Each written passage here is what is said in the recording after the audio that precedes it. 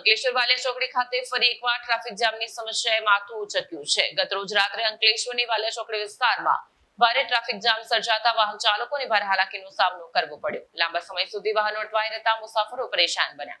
વાલિયા ચોકડી ખાતે ફરી એકવાર ટ્રાફિક જામની સમસ્યાએ માથું ઉંચક્યું છે. ગતરોજ રાત્રે અંકલેશ્વરની વાલિયા ચોકડી વિસ્તારમાં ભારે ટ્રાફિક જામ સર્જાતા વાહન ચાલકોને ભારે હાલાકીનો સામનો કરવો પડ્યો હતો.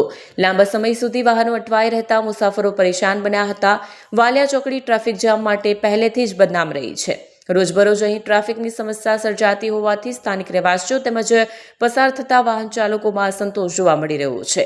ખાસ કરીને પીક અવર્સ દરમિયાન ભારે વાહનો અને વાહન વ્યવહારના દબાણને કારણે સ્થિતિ વધુ વિકટ બની જાય છે.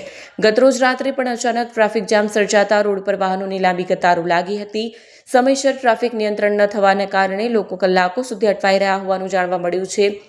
સ્થાનિક લોકોનું કહેવું છે કે વારંવાર સર્જાતી ટ્રાફિક જામની સમસ્યાને લઈને પોલીસ વિભાગ અને સંબંધિત તંત્ર દ્વારા કાયમી ઉકેલ માટે તાત્કાલિક પગલાં લેવાય તે જરૂરી બની ગયું છે. જો યોગ્ય આયોજન અને ટ્રાફિક વ્યવસ્થા કરવામાં આવે તો લોકોની રોજિંદી મુશ્કેલીઓમાં ઘટાડો આવી શકે તેમ છે. વિડીયો જર્નાલિસ્ટ ઇમ્તિયાઝ પઠાણ સાથે સત્યા ટીવી ન્યૂઝ અંકલેશ્વર.